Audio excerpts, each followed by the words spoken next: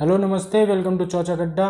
दोस्तों, आज हम हिस्ट्री का तीसरा वीडियो लेके आए हैं जिसमें हम डिस्कस करेंगे वैदिक सभ्यता के बारे में। पहले के दो वीडियो देखने के लिए आपको लिंक डिस्क्रिप्शन बॉक्स में मिल जाएगी। तो आइए शुरू करते हैं। जैसे आप स्क्रीन पर देख पा रहे हैं, वैदिक सभ्यता को दो भागों में डिवाइड किया गया है। पहला है ऋग्वैदिक काल, जिसे 1500 ईस्वी पूर्व से 1000 ईस्वी पूर्व माना गया है। दूसरा है उत्तर वैदिक काल, जिसका काल 1000 ईस्वी पूर्व से 600 ईस्वी पूर्व माना गया है। तो आइए शुरू करते हैं ऋग्वैदिक काल से। ऋग्वैदिक आर्य कई छोटे छोटे कबीलों में विभक्त थे। ऋग्वैदिक साहित्य में कबीलों को जन कहा गया है। कबीले के सरदार को राजन कहा जाता था, जो शासक होते थे। सबसे छोटी इकाई कुल या परिवार थी। कई कुल मिलाकर ग्राम बनते थे, जिनका प्रधान ग्रामणी होता था। कई ग्राम मिलाकर विस होता था, जिनका प्रधान विसपति था। कई विष मिलाकर जन होता था, जिनका प्रधान राजा होता था। ऋग्वेद में जन का 275 बार तथा विष का 170 बार उल्लेख हुआ है। सभा, समिति एवं विदत राजनीतिक संस्थाएं थी। परिवार पितृसत्तात्मक था, मतलब पिता जो होता था वो परिवार का मुखिया होता था। समाज में वर्ण व्यवस्था कर्म पर आधारित थी। कर्म पर आधारित से मतलब ये होता है कि जो व्यक्ति जो कार्य करता था वही उसकी जाति होती थी। जैसे जो खेती करता था वो किसान कहलाता था, जो पूजा पाठ करता था वो ब्राह्मण कहलाता था या पंडित कहलाता था। मतलब यहाँ पे आप देख सकते हो कि एक ही परिवार में कई सारे वर्ण थे, कई सारी जातियाँ थी। लेकिन ये धीरे धीरे आगे हम पढ़ेंगे, उत्तर वैदिक काल में जातियाँ मतलब लोगों में ये विचार धीरे धीरे रूढ़ होते गए। लोग रूढ़ होते गए विचारों से, तो धीरे धीरे वो जातियों में बट गए, जो आज भी है, जो आज खत्म होनी चाहिए, परंतु लोग ये चीज़ समझते नहीं हैं। तो आगे बढ़ते हैं। ऋग्वेद के 10वें मंडल में पुरुष सूक्त में 4 वर्णों ब्राह्मण, क्षत्रिय, वैश्य और शूद्र का उल्लेख है। अब आप देखते होंगे कि पहले जो ऋग्वेद काल में कोई जातिवादी का उल्लेख नहीं होता था, वर्ण का उल्लेख होता था। जातिवादी जो व्यवस्था थी वो मनुस्मृति जो है वहाँ से शुरू होती थी। और मनुस्मृति को जैसे कुछ लोग जलाते हैं, कुछ उसको बोलते हैं। तो अगर हम देखें तो आज आधुनिक मनु किसको कहा जाता है? आधुनिक मनु कहा जाता है श्री अंबेडकर जी को। अंबेडकर जी को क्यों कहा जाता है? क्योंकि मनु जो थे उस टाइम के कानून निर्माता थे। उन्होंने एक कानून की किताब लिखी, जो उस समय समाज उस कानून की किताब द्वारा संचालित होता था। ऐसे ही आधुनिक मनु क्यों कहा जाता है अम्बेडकर जी को? तो आधुनिक मनु इसलिए कहा जाता है कि अम्बेडकर जी ने जो संविधान की किताब लिखी है उस आधार पर इस देश का संचालन होता था। तो मनु कोई बड़े व्यक्ति नहीं थे, एक कानून निर्माता थे। ऐसे अम्बेडकर जी भी आज उस श्रेणी में दिया जाता है कि अम्बेडकर जी भी आधुनिक मनु हैं। तो इसलिए जो लोग कुछ बोलते हैं मनुस्मृति, ब्राह्मणवादी, ये सब नहीं सोचना चाहिए। जातिवादी जाति होती ही नहीं, वो तो व्यक्ति का वर्ण है जो उसके कर्म के आधार पर होता है। जैसे एक ब्राह्मण का जो, जैसे मैं जातिवादी के हिसाब से बताता हूँ कि एक ब्राह्मण का जो पुत्र है, अगर वो मोची का काम करता है तो आप उसको क्या कहोगे? पंडित जी। या फिर आप सीधे जाके कहो, पैर आगे करोगे, बोलोगे मेरा जूता सिलो। तो ये सब चीज़ें ख़त्म होनी चाहिए। चलिए आगे चलते हैं, ज़्यादा लंबा हो जाएगा।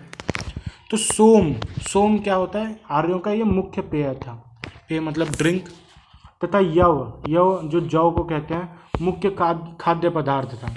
समाज में स्त्रियों की स्थिति अच्छी थी। इस समय समाज में विधवा विवाह, नियोग प्रथा, पुनर्विवाह का प्रचलन था। लेकिन पर्दा प्रथा, बाल विवाह तथा सती प्रथा का प्रचलन नहीं था। मतलब जो अगर हम देखें तो पर्दा प्रथा लगभग यूनानियों के आने के बाद शुरू हुई। बाल विवाह भी उत्तर वैदिक काल से लगभग स्टार्ट हो जाता है। तथा सती प्रथा प्रचलित नहीं था। सती प्रथा भी प्रचलित नहीं था। सती प्रथा का जो पहला उल्लेख मिलता है वो भानुगुप्त के एरण अभिलेख से पता चलता है कि सती प्रथा प्रचलन में था। ये गुप्त साम्राज्य के समय पे आई। तो मतलब ऋग्वैदिक काल एक आदर्श समाज था। हालांकि यहाँ पर भी स्त्रियों पे कुछ बंदिशें थी जो आज आधुनिक काल में ख़त्म हो रही हैं। धीरे धीरे स्त्रियाँ भी अब समाज में बराबर योगदान दे रही हैं। अब आगे बढ़ते हैं। तो जैसे हमने सुना कि आर्य सबसे पहले सप्त सिंधु क्षेत्र में बसे, और परंतु सप्त सिंधु क्षेत्र के अलावा और भी कई सारी नदियां थीं।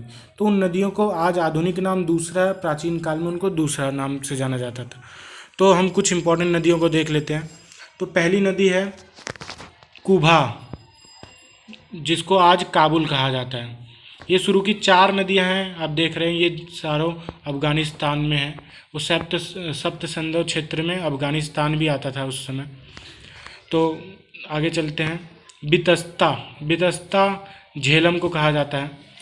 परुषणी रावी नदी को बिपाशा ब्यास, दृष्ट द्वती घग्गर नदी को कहा जाता था। अस्कनी चेनाब नदी को कहा जाता था। सतुद्री सतलुज और सदानीरा गंडक नदी को कहा जाता था। तो बता दें, वैदिक सभ्यता की जो स्थापना है वो आर्यों ने की थी। अब आर्य कौन थे, कहाँ से थे और इनका मूल निवास स्थान कहाँ था, ये जान लेते हैं। तो आर्य का अर्थ है श्रेष्ठ। अब आर्य कहाँ के थे, इस पे काफ़ी विवाद है। अब विवाद में जो सर्वमान्य है वो है मैक्स मुलर का कथन। जो मैक्स मुलर थे उनका मानना था कि आर्य मध्य एशिया से आए थे, सेंट्रल एशिया, जो आज का तुर्की, इज़राइल, जॉर्डन वाला क्षेत्र है, प्लस ये इराक ईरान आता है। तो उनका मानना था, या ज़्यादातर लोगों का मानना है कि आर्य जो है मध्य एशिया से आए थे। लेकिन और भी लोग हैं जिन्होंने अलग अलग स्थान बताया, जैसे बाल गंगाधर तिलक ने बताया कि आर्य उत्तरी ध्रुव क्षेत्र से आए थे, जो आज का रसिया साइबेरिया क्षेत्र है वहाँ से। वहीं प्रोफेसर मैकडोनाल्ड हैं, इनका मानना है ऑस्ट्रो हंगरी क्षेत्र, जो जर्मनी के पास वाला क्षेत्र है। डॉक्टर अविनाश चंद्र दास का मानना है कि आर्य जो है सप्त सिंधु प्रदेश से ही थे, मतलब जो स्थान वेदों में डिस्क्राइब किया गया है वही मूल स्थान आर्यों का है। प्रोफेसर पेंका हैं, इनका मानना है कि आर्य जो है जर्मनी के मैदानी भाग से थे। अब आप देख पा रहे होंगे, छठा जो है दयानंद सरस्वती का कथन है कि आर्य जो है तिब्बत से थे। तिब्बत का जो एरिया है, जो पठार है, वहाँ से थे। वहीं प्रोफेसर गॉर्डन चाइल्ड का मानना है कि आर्य जो है साउथ रसिया से आए थे। लेकिन सर्वमान्य कथन मैक्स मुलर का है, जिनका मानना है कि आर्य सेंट्रल एशिया से आए थे। भारत में आर्य सर्वप्रथम सप्त सिंधु क्षेत्र में बसे। अब बता दें कि आर्यों को मध्य एशिया से आया हुआ क्यों माना जाता है, क्योंकि मध्य एशिया में एक जगह है एशिया माइनर। एशिया माइनर में जो एशिया माइनर आज के तुर्की को कहते हैं, तो तुर्की में एक जगह है बोगसकोई। बोगसकोई में एक अभिलेख मिलता है। उस अभिलेख में कुछ वैदिक देवताओं का उल्लेख है, जैसे इंद्र, मित्र, वरुण, नासत्य इत्यादि देवताओं का उल्लेख है। और साथ ही उसमें कुछ जो कबीले थे उनके मध्य में संधि का भी उल्लेख है। और ये जो बोगसकोई अभिलेख है लगभग 1400 ईस्वी पूर्व का है। तो इस आधार पर जो मैक्स मुलर ने बताया कि जो आर्य थे वो सेंट्रल एशिया से आए थे। अब आपके मन में प्रश्न आ रहा होगा कि आर्य सेंट्रल एशिया से ही क्यों आए थे। हो सकता है वो सप्त सिंधु क्षेत्र से, जो आज का भारत है, वहाँ से वो मध्य एशिया गए हो। तो जो भारत की भूमि है वो काफ़ी उपजाऊ क्षेत्र था, और चूँकि उपजाऊ है और नदियों के बीच का क्षेत्र है, तो नदियों के बीच के क्षेत्र में कौन होगा जो यहाँ से जाना चाहेगा, बल्कि लोग यहाँ पे अट्रैक्ट होते हैं। जैसे आपने सुना होगा या पढ़ा, आप आगे भी पढ़ेंगे कि बहुत सारे लोगों ने हमेशा से भारत पर अटैक किया। वो अटैक करने का रीज़न ही यही था कि ये बहुत ही उपजाऊ क्षेत्र था, ये हमेशा सोने की चिड़िया माना जाता था। पूरे भारत जैसा और कोई भी देश आपको नहीं मिलेगा जहाँ सभी तरीके की जो है जलवायु पाई जाए, बहुत सारे मौसम पाए जाए। तो आगे बढ़ते हैं। ऋग्वैदिक काल में देवताओं में सर्वाधिक महत्व इंद्र को दिया जाता था। इंद्र को तथा उसके उपरांत अग्नि व वरुण को महत्व प्रदान किया जाता। अब इंद्र को पुरंदर भी कहा जाता था, किलों को तोड़ने वाला, तथा इंद्र जो है वर्षा के देवता थे। तो इससे आप समझ सकते हो कि जो आर्य थे वो प्रकृति पूजक थे, और वरुण जो है वो बादल व आकाश ये सब थे। ऋग्वेद में इंद्र को पुरंदर अर्थात किले को तोड़ने वाला बताया गया है। ऋग्वेद में इंद्र के लिए 250 सूक्त हैं, मतलब सबसे ज़्यादा सूक्त जो है इंद्र के लिए हैं। इससे हमें पता चला कि इंद्र जो है उस समय के महत्वपूर्ण देवता थे। हम आगे भी ऋग्वैदिक काल के बारे में जानेंगे, लेकिन अभी कुछ समरी देख लेते हैं उत्तर वैदिक काल के बारे में। तो उत्तर वैदिक काल में राजनीतिक संगठन की मुख्य विशेषता बड़े राज्यों तथा जनपदों की स्थापना थी। जैसे यहाँ पे अगर हम देखें उत्तर वैदिक काल के बाद महाजनपद, जो 16 महाजनपदों के बारे में आपने सुना या पढ़ा या आगे पढ़ेंगे, उनकी आती है। उससे पहले भी बड़े बड़े जनपदों की स्थापना शुरू हो गई थी। जैसे इस समय सबसे जो महत्वपूर्ण या सबसे शक्तिशाली जनपद था वो था काशी। उसके बाद मगध और बाकी सब जो है धीरे धीरे उभरने शुरू हो गए थे। राजत्व के दैवी उत्पत्ति के सिद्धांत का सर्वप्रथम उल्लेख ऐतरेय ब्राह्मण में मिलता है। मतलब यहाँ पे अब राजाओं को जो है देवता के समान माना जाने लग गया। इस काल में राजा का महत्व तो बहुत बढ़ गया। अब राजा का महत्व अगर हम वैदिक काल में देखें तो एक नॉर्मल था, जो हमारे कबीलों के फिर धीरे धीरे उससे ऊपर जो संगठन थे उनसे ऊपर सबसे राजा होता था। राजा के नीचे ग्रामणी, प्रधान, फिर कुल, परिवार ऐसे होता था। मतलब राजा का काम ये था कि से अपने कबीले की रक्षा करना, और साथ में राजा जो था वो बदलता भी रहता था। परंतु यहाँ पे अगर हम उत्तर वैदिक काल में आए तो राजा का महत्व तो बढ़ गया। अब इस पद को वंशानुगत बना दिया गया। वंशानुगत मतलब राजा जब देवता है तो भाई उसका बेटा जो होगा वो भी देवता होगा, फिर उसका भी बेटा देवता होगा। तो इस हिसाब से ये पद भी वंशानुगत हो गया और महत्व भी बढ़ गया। उत्तर वैदिक काल में परिवार पितृसत्तात्मक होते थे, ऐसा जो है हमने वैदिक काल में भी पढ़ा। संयुक्त परिवार की प्रथा विद्यमान थी। समाज स्पष्ट रूप से 4 वर्णों में था, ब्राह्मण, क्षत्रिय, वैश्य, शूद्र। वर्ण व्यवस्था कर्म के बदले जाति पर आधारित थी। अब मतलब हमने वैदिक में पढ़ा कि जो वर्ण व्यवस्था थी वो कर्म पर आधारित थी, परंतु इस काल में आते आते हमें ये पता चलता है कि वर्ण व्यवस्था जाति आधारित हो गई।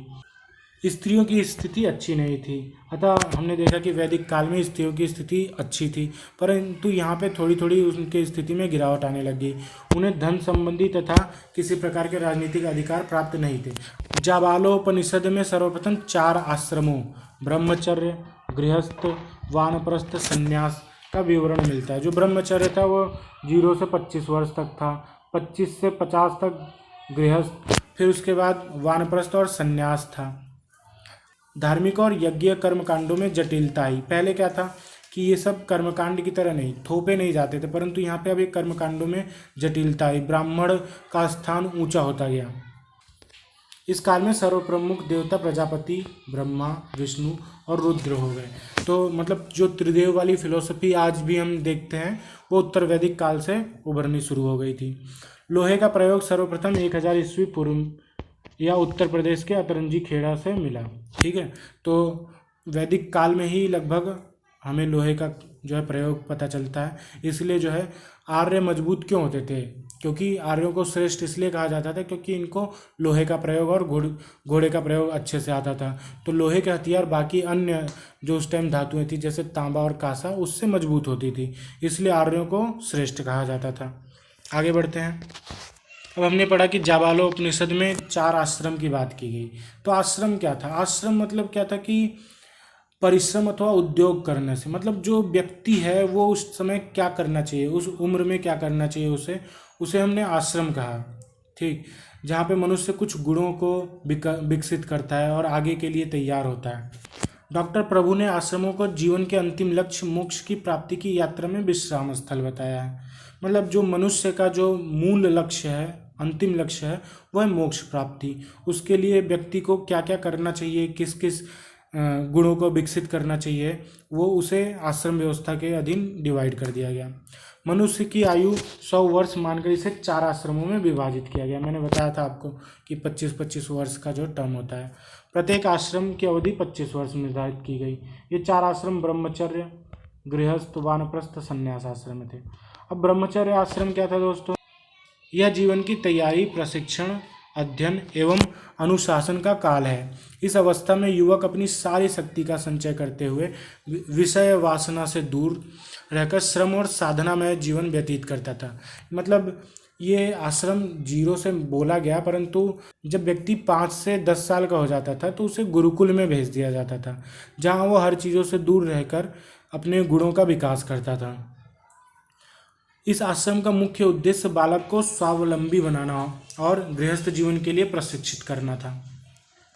अब आते हैं गृहस्थ आश्रम पे।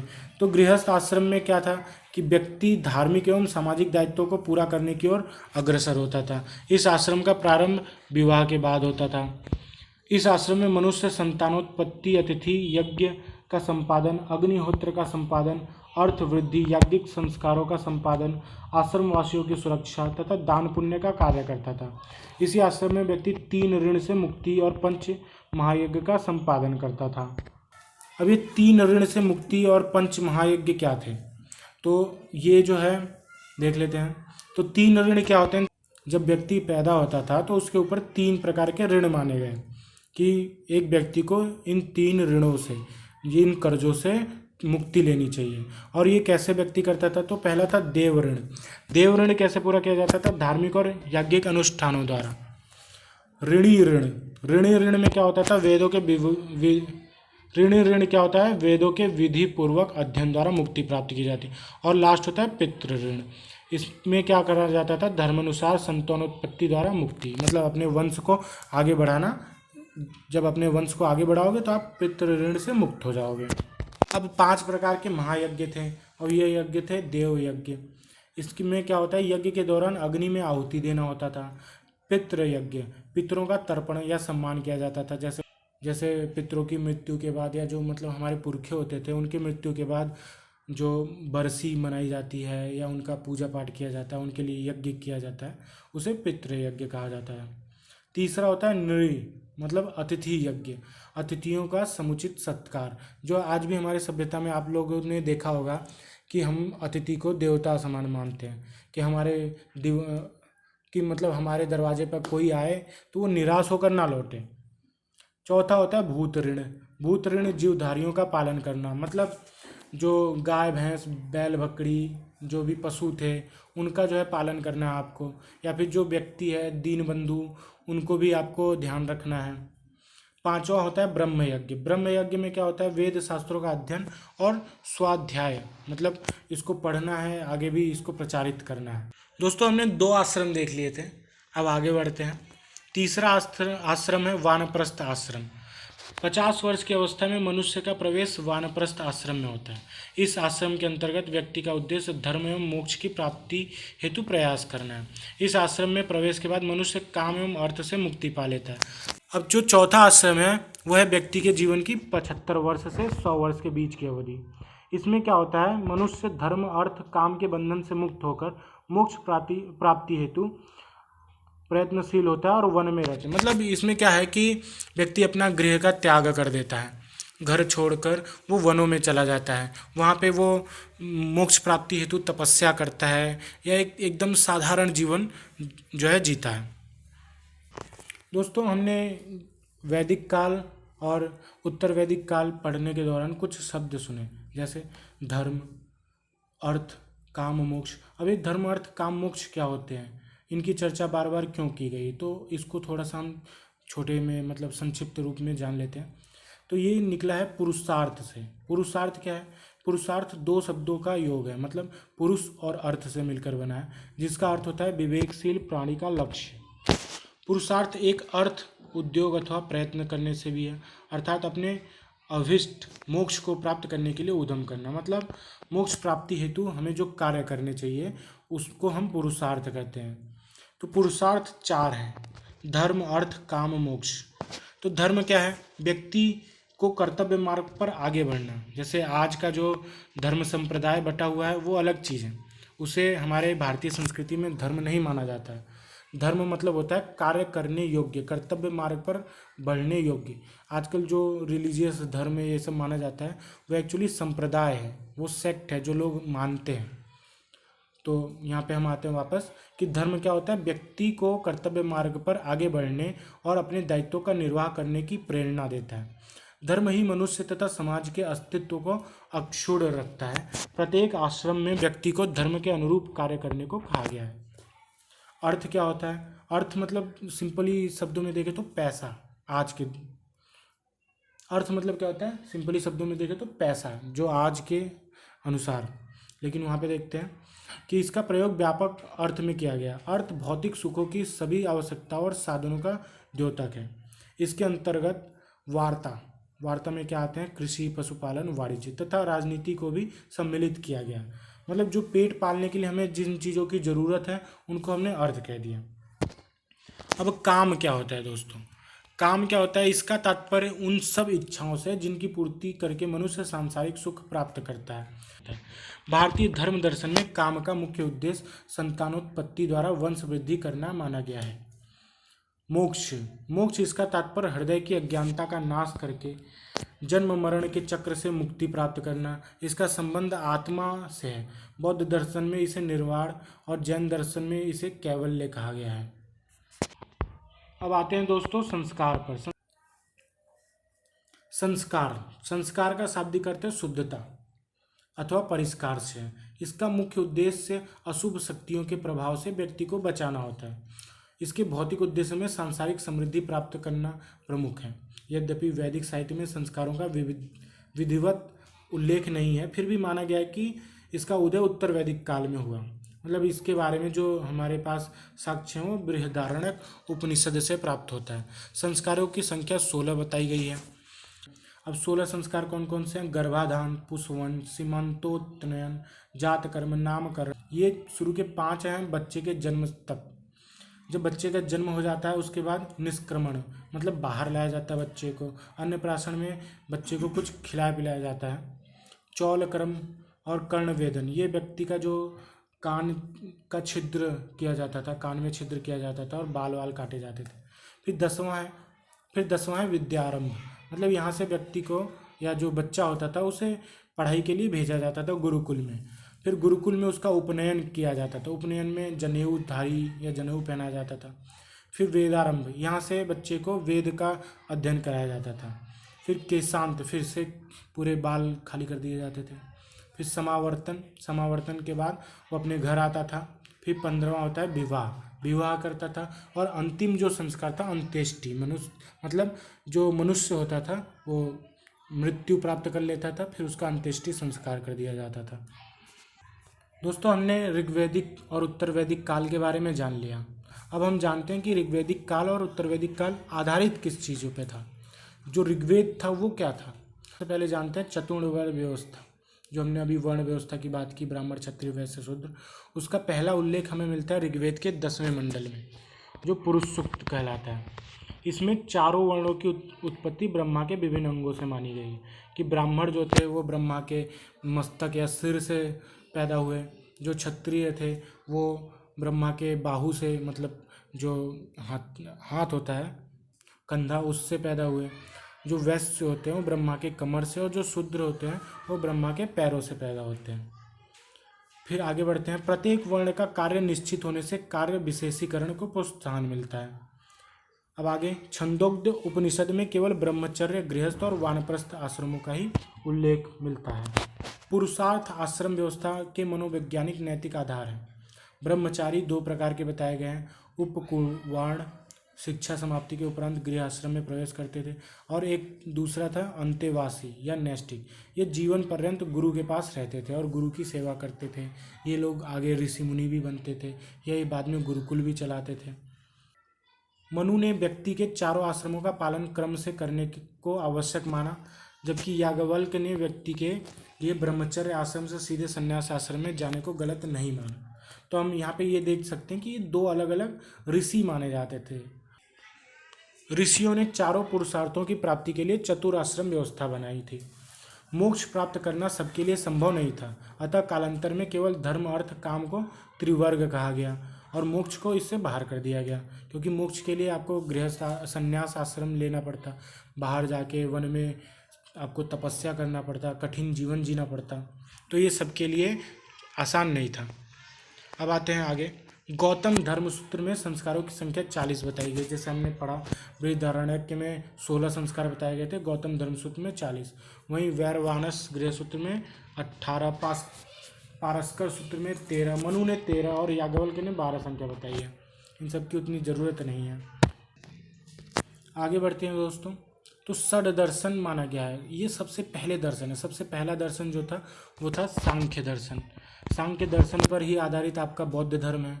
सांख्य दर्शन पर ही या सांख्य दर्शन के विचारों से प्रेरित आपका क्रिश्चियन और मुस्लिम धर्म भी माना जाता है। जो सांख्य दर्शन है उसके रचयिता थे कपिल मुनि। तो सबसे पहला कौन सा दर्शन था? सांख्य दर्शन, और उसके रचयिता कौन थे? कपिल मुनि। दूसरा दर्शन था योग, जो आज बहुत फेमस हो चुका है, पतंजलि इसके रचयिता थे। तीसरा था न्याय, इस दर्शन के जो रचयिता थे वो गौतम ऋषि थे। चौथा पूर्व मीमांसा जैमिनी द्वारा, उत्तर मीमांसा बादरायण द्वारा, और वैशेषिक कणाद और उलूक ने इसकी रचना की थी। अब हमने वैदिक काल के बारे में जान लिया, उत्तर वैदिक और कुछ चीज़ों के बारे में एक्स्ट्रा जान लिया। अब आते हैं कि वैदिक साहित्य, जहाँ से हमें मेन साक्ष्य प्राप्त होता है। तो वैदिक साहित्य में हम सबसे पहले आते हैं वेदों में। तो वेद कितने थे? 4 थे। सबसे प्राचीन वेद कौन सा? ऋग्वेद था। तो ऋग्वेद में बताया गया है कि वेद का अर्थ ज्ञान से है। इनसे आर्यों के आगमन और बसने का पता चलता है। ऋग्वेद में 10 मंडल हैं टोटल और 1028 श्लोक हैं। लगभग 10,600 मंत्र हैं। ऋग्वेद में अग्नि, सूर्य, इंद्र, वरुण आदि देवताओं की स्मृति में रची गई प्रार्थनाओं का संकलन है।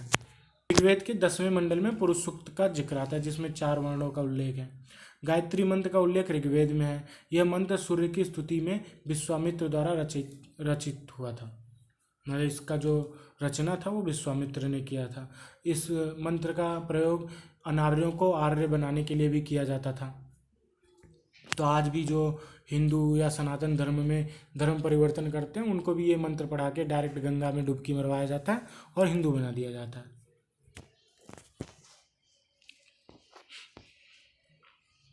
जो दूसरा वेद था वो था यजुर्वेद। यजुर्वेद में कर्मकांड प्रधान ग्रंथ है।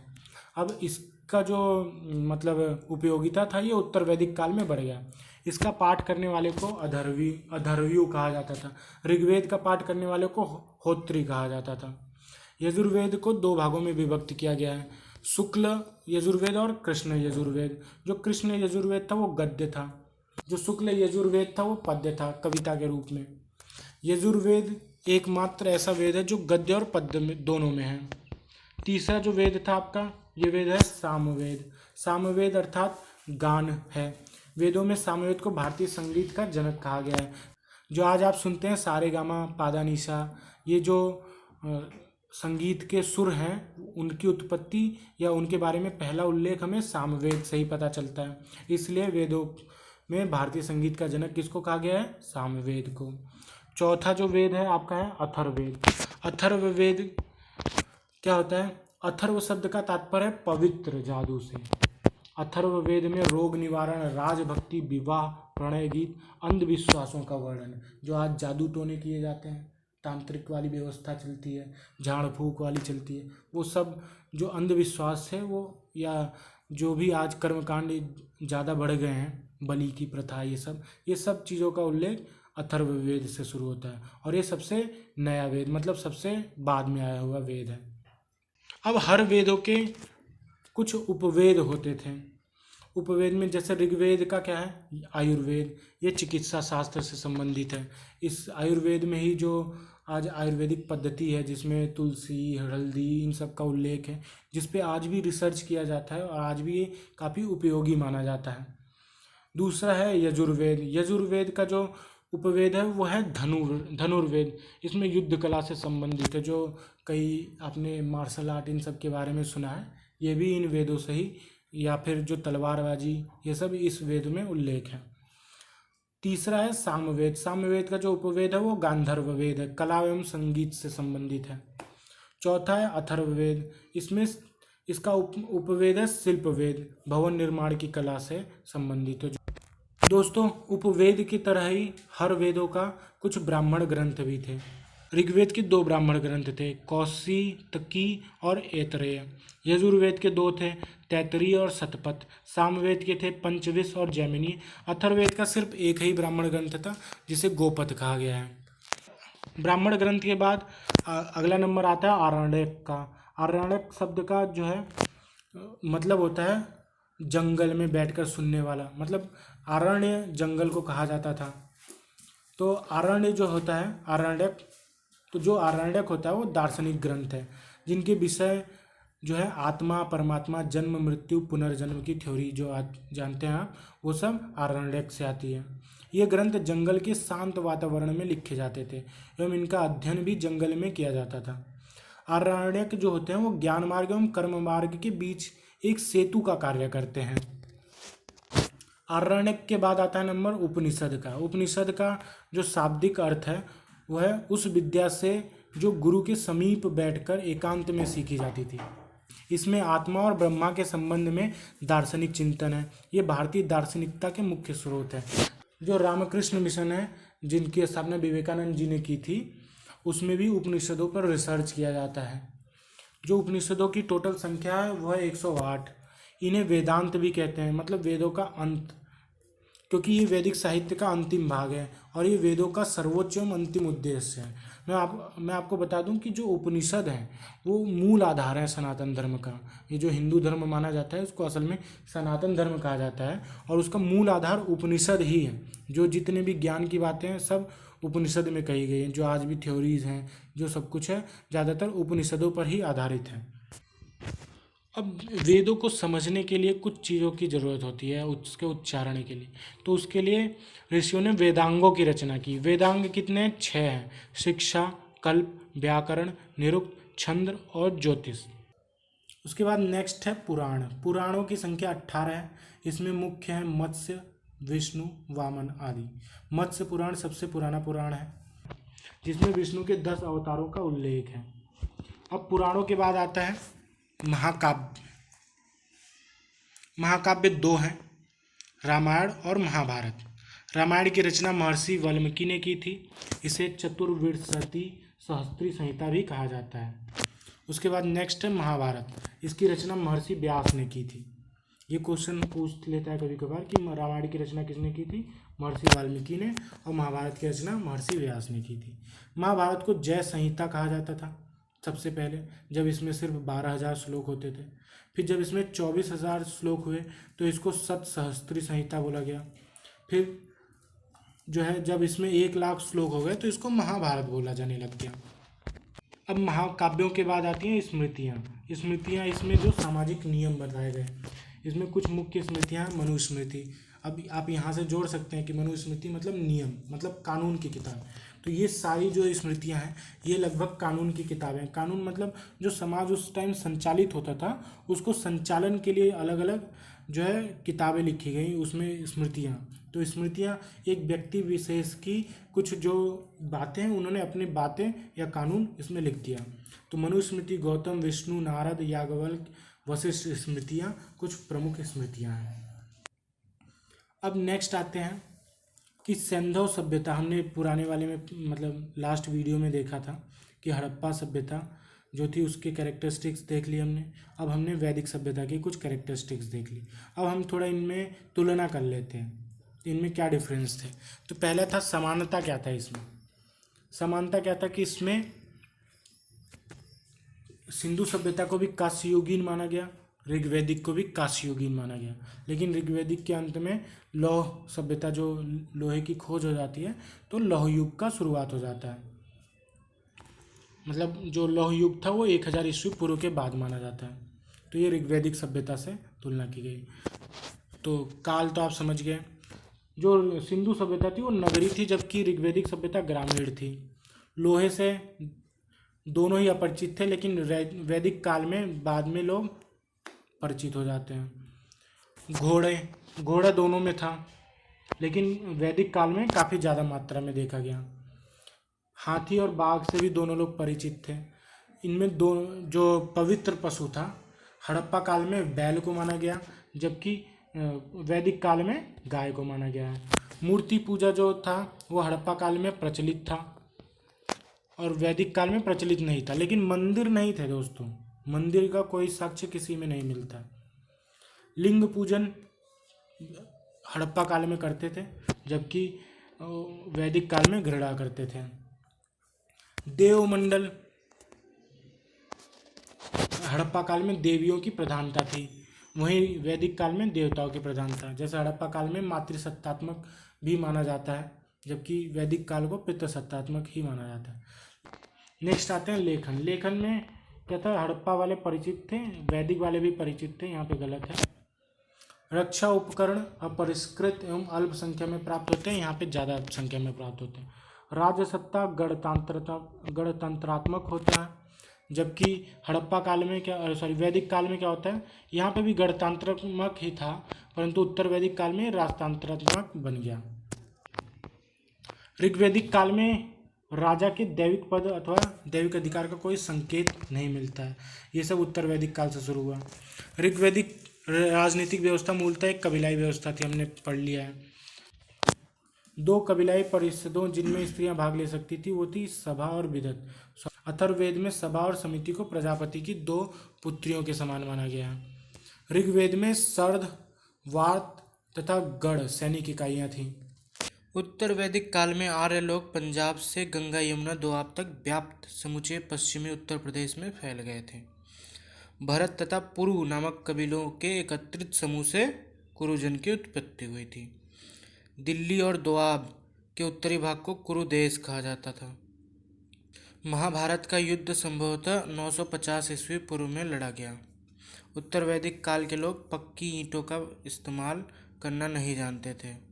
उत्तर वैदिक कालीन लोगों की जीविका का मुख्य साधन कृषि था। शतपथ ब्राह्मण में हल की जुताई से संबंधित अनुष्ठानों के बारे में विस्तृत जानकारी मिलती है। ऋग्वैदिक लोग जौ पैदा करते थे, परंतु इस उत्तर वैदिक काल में उनकी मुख्य पैदावार धान और गेहूं बन गए। उत्तर वैदिक काल के लोग 4 प्रकार के मिट्टी के बर्तनों से परिचित थे: काले व लाल भांड, काले रंग के भांड, चित्रित धूसर भांड, लाल भांड। लाल भांड या मृदभांड सबसे अधिक प्रिय थे, परंतु चित्रित धूसर भांड इस युग की विशिष्ट भांड है। उत्तर वैदिक काल के जो ग्रंथ हैं उसमें नगर की जानकारी भले ही मिली हो, लेकिन जो उत्तर वैदिक काल में नगरों की शुरुआत उसके अंतिम चरण से होती है। इस काल में जन परिषदों का महत्व घट गया, विदत पूर्णतः नष्ट हो गए। अब स्त्रियां सभाओं में भाग नहीं ले पाती थी। पूर्व पुरुषों की पूजा इसी काल से प्रारंभ हुई। इस काल में गोत्र व्यवस्था स्थापित हुई। वैदिक काल में आश्रम व्यवस्था अभी ठीक से स्थापित नहीं हुई थी। उत्तर वैदिक काल के ग्रंथों में केवल 3 आश्रमों ब्रह्मचर्य, गृहस्थ तथा वानप्रस्थ का विवरण है। आश्रम व्यवस्था वैदिक उत्तर काल में ही पूरी तरह 4 आश्रमों में ब्रह्मचर्य, गृहस्थ, वानप्रस्थ और संन्यास में स्थापित हुई।